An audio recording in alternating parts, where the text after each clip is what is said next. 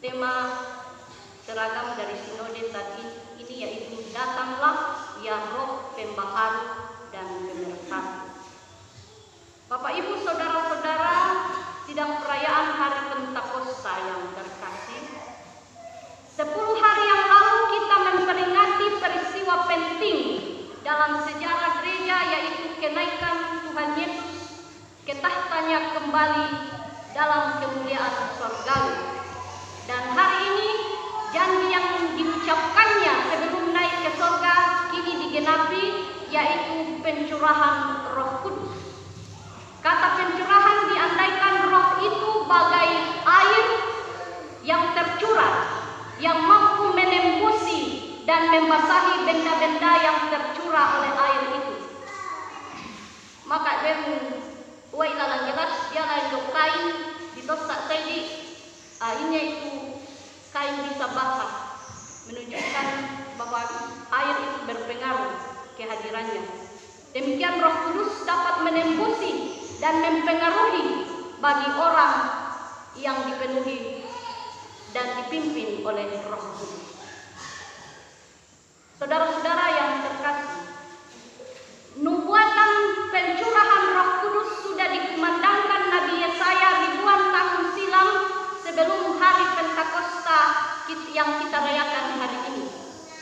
Di dalam pembacaan kita dari kitab Yesaya ini, pencurahan Roh Tuhan atas umat Allah menghasilkan dampak yang besar. Kitab Yesaya menggunakan banyak bahasa kiasan, namun dampak yang besar antara lain keberhasilan ekonomi yang disimbolkan bahwa padang gurun yang tandus dan gersang mampu diubahkan menjadi kebun buah-buahan, tempat tandus dan kering menjadi subur. Mungkin secara akal sulit dimengerti, seharusnya yang salah satu kuasa dari Roh Kudus pertumbuhan rohani. Namun Nabi Yesaya mendahului dengan kekuasaan Roh Kudus berpengaruh pada pertumbuhan ekonomi. Dampak besar lagi melalui pencurahan Roh Allah digambarkan Nabi Yesaya, yaitu diberlakukannya keadilan dan kebenaran. Dan dari keadilan dan kebenaran itu memunculkan tumbuhnya damai sejahtera, ketenangan dan ketentraman, membuat umat Allah atau penduduk dapat bekerja dengan aman tanpa merasa takut bahaya. Digambarkan bagaikan sapi dan keledai dapat pergi kemana-mana di padang yang luas. Saat itu umat Allah penuh tekanan dan para pemimpin tidak melakukan keadilan dan kebenaran, maka Nabi Yesaya kembali menubuatkan akan datangnya Raja, sang pemimpin pembawa kebenaran dan keadilan. Nubuatan Nabi Yesaya ini digenapi dengan datangnya Mesias, sang Raja damai, sumber keadilan dan kebenaran sejati, yang setelah kenaikannya ke surga, maka pencurahan Roh Kudus dilakukan. Barang siapa yang percaya dan menjadikan Yesus sang Raja pemimpin hidupnya, menjadikan Kristus penyelamat hidupnya, maka akan memiliki damai sejahtera, ketenangan dan ketentraman yang sudah dirasakan di dunia ini dan akan terus kedamaian, ketentraman itu abadi akan dimiliki oleh umat percaya ketika Kristus datang kembali. Karena kebahagiaan, ketenangan, ketentraman tidak terletak pada sebanyak apa kekayaan seseorang, setinggi apa pangkat dan ilmu seseorang, setenar apapun namanya, seviral apapun di media sosial, tetapi kebahagiaan, ketenangan dan ketentraman hati yang luar biasa hanya terletak dan dirasakan dalam kehadiran kuasa Roh Kudus dalam diri orang percaya. Berbahagialah kita menjadi orang yang percaya pada Kristus dan telah menerima Roh Kudus, karena anugerah ketenangan, kedamaian, ketentraman itu milik orang percaya. Melalui kedekatan kita kepada Tuhan Yesus tiap-tiap hari melalui doa, tekun mendengar, membaca, merenungkan firman-Nya setiap hari, sehingga setiap hari diri dan rumah tangga kita mengalami ketenteraman dan ketenangan hidup yang luar biasa, sekalipun mungkin lauk pauk bervariasi, kadang sederhana, tetapi jiwa penuh ketenteraman dan ketenangan. Namun pertanyaan sekarang, apakah rumah-rumah tangga Kristen setiap hari masih meluangkan waktu untuk duduk bersama berdoa, mendengarkan firman, memohon pimpinan Roh Kudus setiap hari? Apakah rumah-rumah tangga Kristen zaman sekarang melakukan itu? Atau yang terbanyak kita lakukan adalah pencarian nafkah, mata di HP untuk melihat apa yang terjadi di media sosial dan sebagainya. Tetapi kedekatan dengan Tuhan, memohon pimpinan Roh Kudus mulai jarang dilakukan. Akhirnya ketenteraman itu, ketenangan yang seharusnya menjadi hak milik kita itu jauh. Saudara-saudara yang terkasih dalam Tuhan, keturunan atau pencurahan Roh Kudus di hari Pentakosta sangat berdampak besar dalam kehidupan para murid, para rasul pada jemaat mula-mula. Di saat para murid-murid Tuhan Yesus masih diliputi, masih berada dalam titik-titik terendah, masih tertekan secara psikologi dari penguasa Romawi saat itu.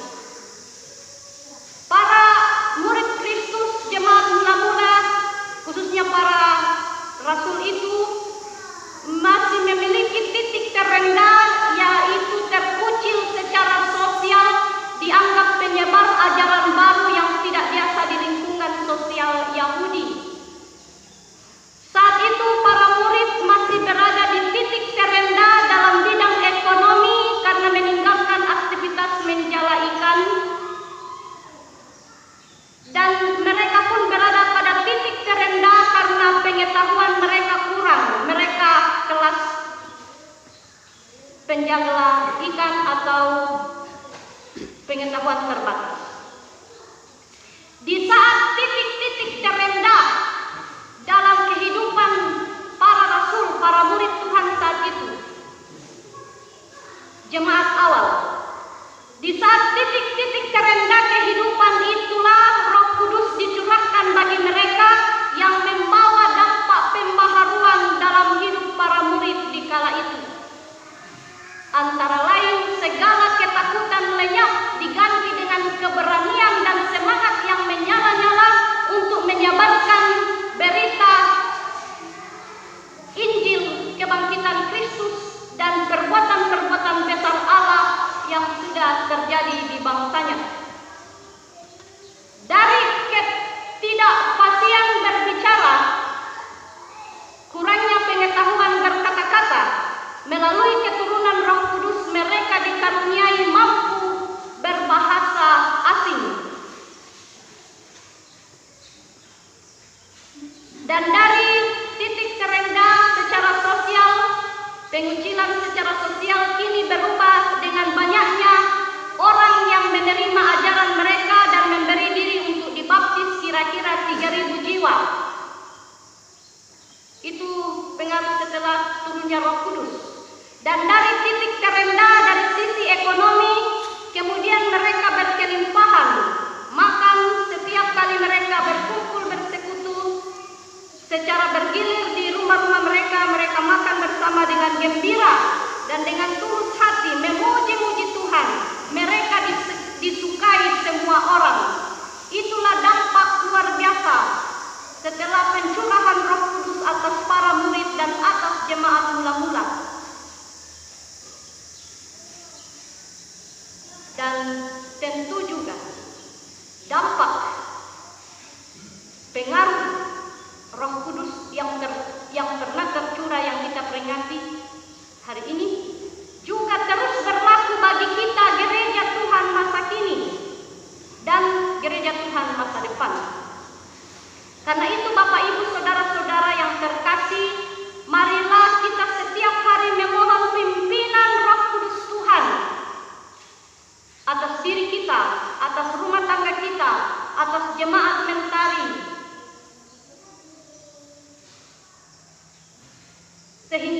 banyak gerakan pembaharuan terjadi. Kemajuan persekutuan terus terbina, kesatuan terjadi. Gerakan pembaharuan di segala bidang kehidupan boleh terjadi, pertumbuhan iman pesat, pertumbuhan ekonomi melimpah, pertumbuhan dan kemajuan pengetahuan, baik kita orang tua terlebih generasi muda makin ditingkatkan, terciptanya kehidupan sosial yang harmonis di tengah masyarakat di mana kita berada, dan masih banyak lagi dampak dari kuasa Roh Kudus boleh terjadi dalam diri kita bagi gerejanya masa kini. Siapapun kita, marilah setiap hari si perempuan itu dibahas. Dan yang paling nampak pengaruh Roh Kudus adalah bagi setiap pribadi adalah ada perubahan karakter hidup, ada gaya hidup yang akan muncul, akan terlihat bagi orang-orang yang dipimpin Roh Kudus setiap hari. Dalam Galatia 5 ayat 22-23 dikatakan, tetapi buah roh ialah kasih, sukacita, damai sejahtera, kesabaran, kemurahan, kebaikan, kesetiaan, kelemah lembutan, penguasaan diri. Tidak ada hukum yang menentang hal itu. Itulah gaya hidup, karakter hidup bagi umat percaya ketika setiap hari dipimpin Roh Kudus. Jadi sangat jelas menandai kepercayalah Tuhan Yesus yang sungguh-sungguh terus setiap hari memohon pimpinan Roh Kudus. Akadita papalakona lawan ketuana. Dia seorang penyayang. Ia damai sejahtera. Ia murah hati. Ia menguasai diri. Tapi kipikik saya telah lakukan katuban telah sangal. Maka kau kalalangan yun tekanan masalah orang tokyar. Atau kayak damai sejahtera itu jauh masuk tadi perasaan pikiran. Mau persoalan kecil menjadi kasar le.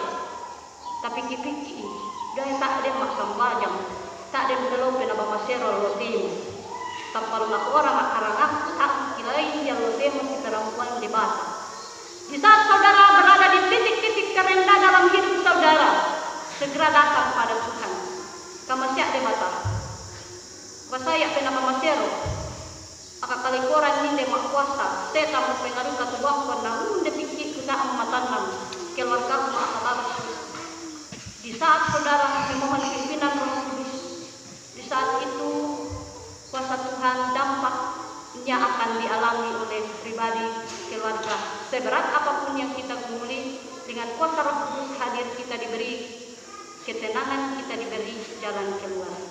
Demikianlah firman Tuhan. Amin.